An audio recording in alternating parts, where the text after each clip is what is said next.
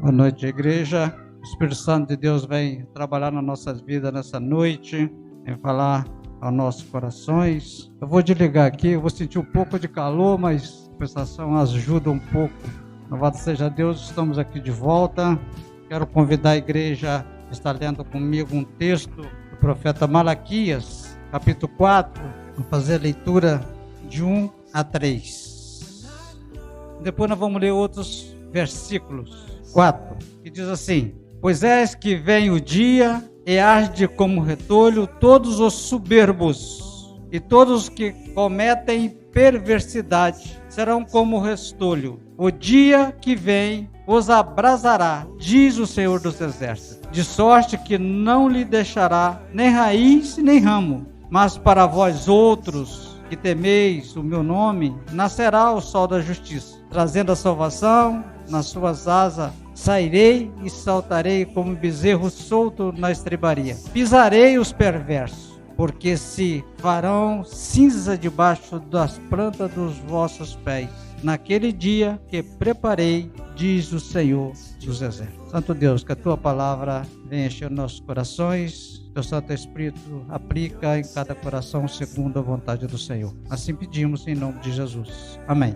Irmãos, Malaquias é o último livro escrito do Antigo Testamento. Livro que foi escrito lá por volta do ano 425, 435, mais ou menos, segundo os historiadores. Isso antes de Cristo, do ano 425, 435, nesta faixa mais ou menos, antes da vinda do Senhor Jesus. Isso é uma profecia. Eu quero, inclusive, trazer mais alguns versículos com os irmãos, antes da gente falar desse texto, em resposta a tudo aquilo dos questionamentos do povo. Nós sabemos que o Senhor fez tantas maravilhas na vida do povo de Israel. E esse período foi um período que o povo tinha saído do exílio, tinha voltado para Jerusalém. Foi quando o profeta Malaquias escreve esta profecia. Depois que ele escreve, passa nessa faixa entre 425 a 435 anos, faixa de 400 anos, até o nascimento de Jesus. Segundo o historiador, esse período foi o período do silêncio de Deus. Silêncio de Deus no período qual é preparado a vida do Senhor, para que faça a mudança que foi feita e transformar o mundo conforme. E hoje está precisando que o Senhor volte novamente para acertar tudo de errado que vive, né? Nós continuamos pecando, continuamos fazendo, parece que as mesmas coisas que fazia o povo de Israel. Mas eu quero falar com os irmãos e nós vamos analisar, para te entender esse texto, alguns versículos. Eu quero começar no capítulo 1, verso 2. Como o povo questionava o Senhor. O Senhor diz assim: eu vos tenho amado, diz o Senhor. Olha o que eles respondem. Mas vós dizeis: em que nos temos amado? Em que o Senhor tem nos amado? Vê como eles questiona um Deus que fez tanta maravilha na vida deles. Quando chega no verso 6, ele diz: o filho honra o pai, eu servo ao seu Senhor. Se eu sou seu pai, onde está a honra? E se eu sou Senhor, onde está o respeito para comigo? O Senhor pergunta. Diz o Senhor dos Exércitos: a vós outros, ó sacerdotes, que desprezais o meu nome, mas vos dizeis: em que desprezai-nos o seu nome? Um período que foi abandonado tudo aquilo que foi ensinado no Antigo Testamento, as leis do Senhor. Os próprios sacerdotes foram abandonando tudo aquilo e começou, inclusive no Malaquias 3, eles falam sobre isso quando fala do dízimo. Roubava o próprio dízimo, era, em vez de levar a oferta de agradar a Deus, levava ofertas de animais doentes para fazer a oferta do Senhor. No verso 7 ele diz: ofereceis sobre o meu altar pão imundo, e andai e ainda perguntais: em que te havemos profanado? Olha o que o Senhor diz: vocês traz coisa imunda para mim, ainda pergunta, ainda tem coragem de perguntar a mim em que eu tenho profanado o seu altar? E dando seguimento para o verso 2, capítulo 2, a partir do verso 13, ele continua. Depois eu gostaria que os irmãos pegassem esse texto e lessem todos eles para vocês entenderem porque o Senhor chegou aqui no capítulo 4 e faz essa promessa. E no verso 13 ele diz: ainda fazer isto, cobris o altar do Senhor de lágrima, de choro, de gemido, de sorte que ele já não olha para as suas ofertas, nem aceita com prazer a vossa mão. E perguntais por quê? Porque o Senhor foi testemunha da aliança entre a mulher e da sua mocidade, com o qual tu foste desleal, sendo ela a sua companheira e a mulher da sua mocidade. Isso demonstra que o Senhor conhece todas as coisas, não adianta esconder. E as pessoas questionavam: será que nós também não questionamos a vez ainda? Será o que eu estou fazendo? Será que eu estou pecando de fato? Será que eu estou fazendo está agradando a Deus? Nós falamos isso no domingo passado. Como está a nossa vida com Deus? Sempre temos que observar. No verso 17, dando seguimento ainda neste texto, ele diz: enfadai o Senhor com as vossas palavras, e ainda dizeis: em que o enfadamos? Nisto que pensais, qualquer que faz o mal passa por bom, e aos olhos do Senhor, e desses é que ele se agrada. Ou, onde está Deus do seu juízo? Eles questionam Deus, achando que Deus faz o bem aos perversos e a eles não. Mesmo aquele que fala do Senhor, o Senhor está abençoando ainda. Nós sabemos, irmão, que a prosperidade e a bênção do Senhor, do sol, da chuva, tudo isso que nós recebemos é uma bênção que ela abrange todo mundo, mesmo os salvos e não salvos. Todos são abençoados, que é a bênção comum. Indo para o verso 3, capítulo 3, mais alguns versículos que diz, capítulo 3, verso 7. Desde o dia dos vossos pais, vós desviaste dos meus estatutos e não os guardaste. Tomai-vos para mim, eu te tornarei para vós outros. Volta para mim, se arrependa. Isso é que ele está dizendo. Diz o Senhor dos Exércitos, mas vós dizeis: em que havemos de tornar?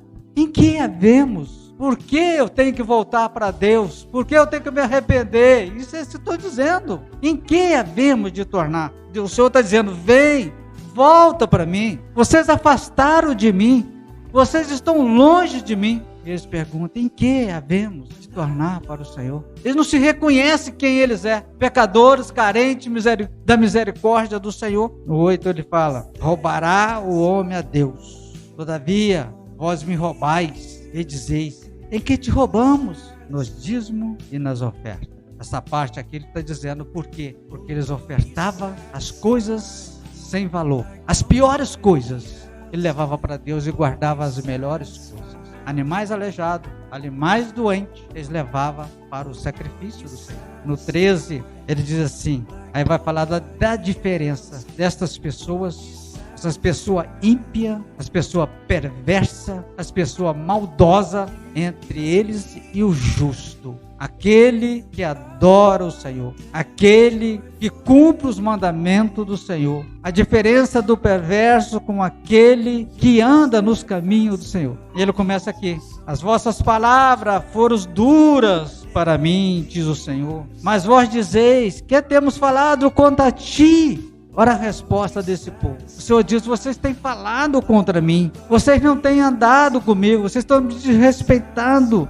E o povo responde: que temos falado contra ti? No 14 ainda somos mais fortes. Vós dizeis: é inútil servir a Deus. O Senhor está dizendo para eles: é inútil servir a Deus, que nos aproveitou termos cuidado em guardar os seus preceitos, em andar de luto diante de Deus dos exércitos. Está servindo de alguma coisa? Aqui que pensamos: por que nós viemos aqui? Porque nós cremos num Deus fiel e verdadeiro nas suas promessas para conosco. E se algum dia nós imaginarmos alguma coisa no sentido que o povo pensava naquela época, é o momento que a nossa mente está tirando a gente do caminho do Senhor, está levando para o caminho tortuoso, desviando do Senhor. Assim era o povo. Ora, pois, nós reputamos dos felizes os soberbos, porque os que cometem impiedade prosperam. Sim, eles tentam o Senhor e escapam. Ele quer dizer, o Senhor não castiga eles. Eles falam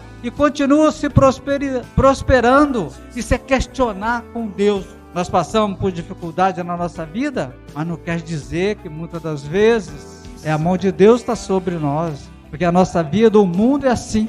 Uns são prósperos e outros são mais pobres. Tem problema de enfermidade, mas não podemos culpar a Deus por isso. Hoje, inclusive, nosso irmão Vinícius falou uma coisa muito interessante. Deus não veio a este mundo para curar doença. Ele não veio a este mundo, o Senhor Jesus não foi enviado a este mundo para preparar a cesta básica para doar para ninguém. Ele veio para salvar, ele veio para dar vida, ele veio para salvar o pecador. E este povo, ele se questiona. Então, o 16, o Senhor começa aqui dizendo no verso 3, então os que temiam o Senhor falavam uns aos outros. O Senhor atentava e ouvia. Havia um memorial escrito diante dele para os que temem ao Senhor e para os que lembram do seu nome. Para aqueles que adoram o Deus, Criador de todas as coisas, eles serão para mim particular tesouro naquele dia. Louvado seja a Deus, que prepararei, diz o Senhor dos Exércitos, poupá-lo-ei, como homem poupa seu filho que o serve. Então vereis outra vez a diferença entre o justo e o perverso, entre o que serve a Deus e o que não serve. Vocês entenderam até aqui? O que Deus tem? O Senhor tem duas promessas: um de juízo para aqueles que não andam no caminho do Senhor, para aqueles que falam do Senhor, para aqueles que difamam o Senhor, para aqueles que não acreditam no que Deus pode fazer na sua vida, que abandona Ele. E tem uma promessa maravilhosa para o justo, aquele que acredita que Ele pode fazer a sua vida diferente ou a minha vida diferente. E Ele não está falando aqui, mas está falando para frente. E aqui Ele está falando que só viria a acontecer isso 430 anos à frente. Ele está falando da vinda de Jesus. O apóstolo Paulo diz lá em Romanos que o Senhor, nesse período, Ele ora para a terra e não vê um justo sequer para salvar este povo rebelde, que não mais confiava naquele Deus que tirou eles do Egito, o Deus que tirou da Babilônia, o Deus que tirou da escravidão e trouxe de novo para Jerusalém, conforme a promessa do Senhor. Ele não confiava mais.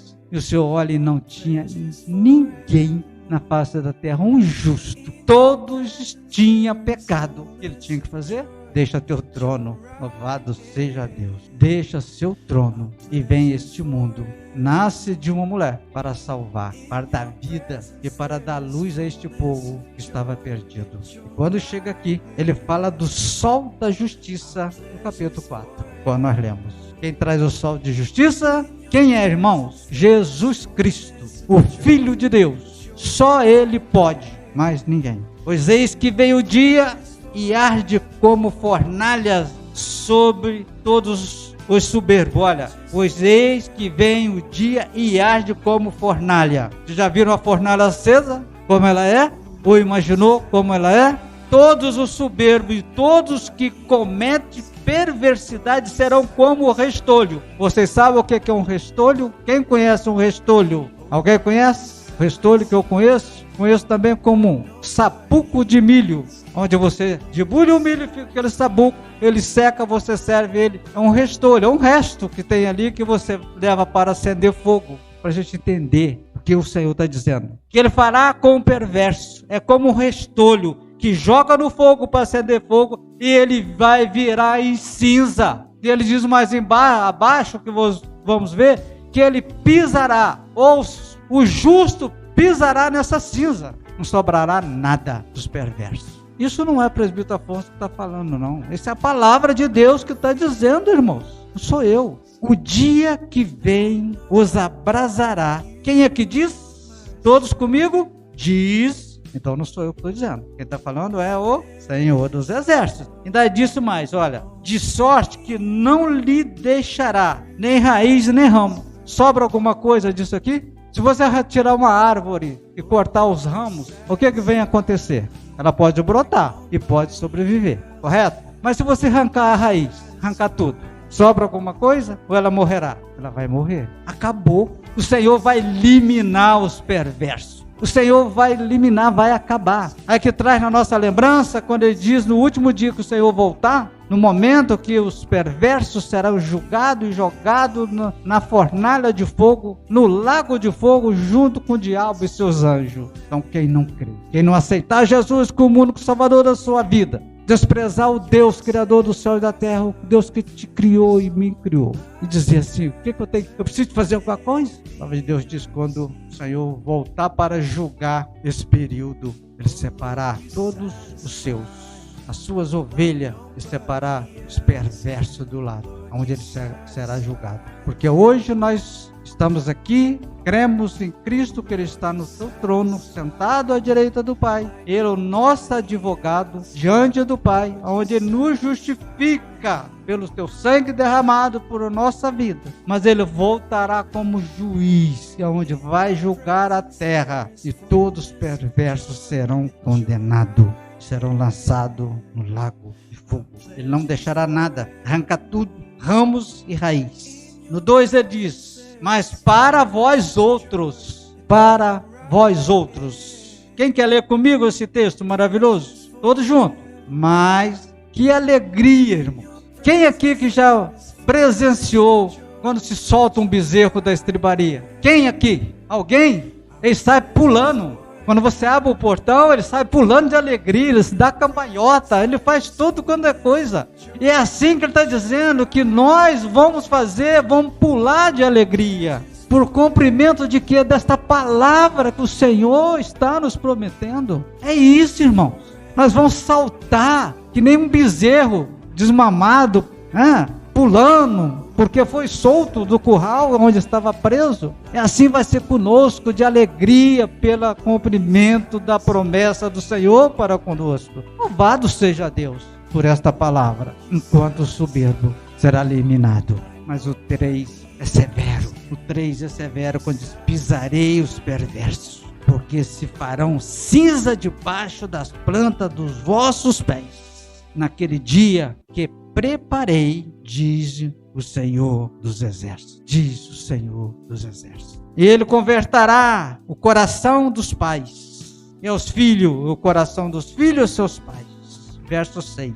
Para que eu venha e fira a terra com maldição. Vai ser o momento qual a palavra de Deus que nós, os salvos, eu falo nós, irmão, porque nós temos que crer nisso. Você deve crer com certeza da sua salvação. Se você não crê, está perdendo tempo aqui. O apóstolo Paulo disse: se nós não acreditamos seriamente na salvação, que Cristo morreu por nós e que ressuscitou por nós, é vã a nossa fé. Se alguém perguntar: você tem certeza de se você ser salvo? Você tem que dizer assim: com certeza, Cristo morreu por mim, derramou o seu sangue, morreu numa cruz para me dar salvação. Eu tenho certeza da minha salvação, porque eu creio nisso. O Senhor me prometeu. É a única promessa que o Senhor nos prometeu, que Ele vai se cumprir. E eu quero essa promessa. Eu quero morar com Cristo, que vai ser muito melhor do que viver. Você quer morar com Cristo? Então creia. Todo mundo quer, né? O reverendo Hernandes fala uma coisa nas mensagens dele, e uma delas que ele diz o seguinte: todo mundo quer a bênção de Deus, mas não quer o Deus da bênção. É isso que devemos pensar. Em primeiro lugar, buscai a sua justiça. Buscar o Senhor e a sua justiça. Depois outras coisas que nós precisamos virão em consequência de nós sermos pessoas que andamos no caminho do Senhor, estamos fazendo a vontade do Senhor, cumprindo os mandamentos do Senhor. Todas as coisas virão. E o que o Senhor quer é ver todos nós prósperos. Mas primeiro buscamos a justiça de Deus, buscando um Deus como único Salvador, aquele que pode nos dar salvação em Cristo Jesus. A vitória do justo, Ele nos dá ânimo para a nossa caminhada, e é o único que diz que nós vamos julgar o mundo com Ele. Você acredita que nós, no final de tudo, vamos julgar o mundo com Cristo? O pastor Igor sempre fala isso. O mundo vai ser julgado, e o seu julgará o mundo. Eu quero ler com os irmãos, já está pensando em encerrar. 1 Coríntios, o apóstolo Paulo, ele fala aos 1 Coríntios, capítulo 6, que diremos, pois? Permaneceremos no pecado para que seja a graça mais abundante? De modo nenhum. Como deveremos ainda andar no pecado se nós, os que para ele morremos? Ou porventura ignorais que todos que fomos batizados em Cristo, fomos batizados na sua morte? Fomos, pois, sepultado com ele na morte pelo batismo, para que, como Cristo foi ressuscitado dentre os mortos, pela glória do Pai, assim também andemos em novidade de vida. Portanto, irmãos, o apóstolo Paulo está dizendo aqui, seja um novo homem, seja uma nova pessoa. Teremos que andar em novidade de vida, porque morremos, o velho homem morreu com Cristo, fomos ressuscitados com Cristo na sua morte, e viveremos uma nova vida com Cristo, fazendo a vontade do Senhor. Que diremos? Permanecemos ainda no pecado? Não, não. Para que sejamos a graça mais abundante? De modo nenhum. Como viveremos ainda no pecado nós que para ele morremos? Essa morte está falando, morte do pecado. Nós temos vida hoje com Cristo e andamos com Cristo, uma nova vida, uma nova pessoa. Todos aqueles que estão em Cristo é uma nova pessoa. E que o Senhor nos abençoe e que o Senhor nos ajude a cada dia a compreender a vontade do Senhor e entender que andar com Deus é muito melhor do que andar sem Deus. Nós vimos nesta noite que o justo perecerá. Não, o justo, o perverso perecerá. Isso, fugiu da mente. Perecerá, enquanto o justo terá a salvação eterna. Isso é a promessa do Senhor para nós, que nós teremos salvação com Cristo eternamente. Nossa promessa, a nossa viva promessa que nós temos com o Senhor. Que o Senhor nos abençoe e aplique em cada coração a tua palavra. Amém?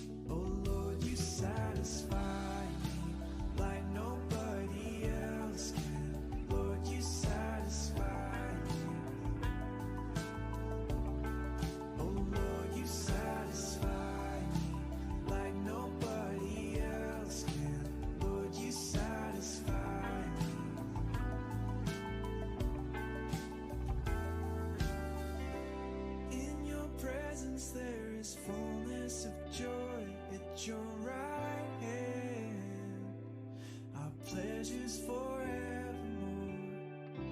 In your presence there is fullness of joy at your right hand, our pleasures forevermore. In your presence there is fullness of joy at your right hand, pleasures forevermore. In your presence there is fullness of joy at your right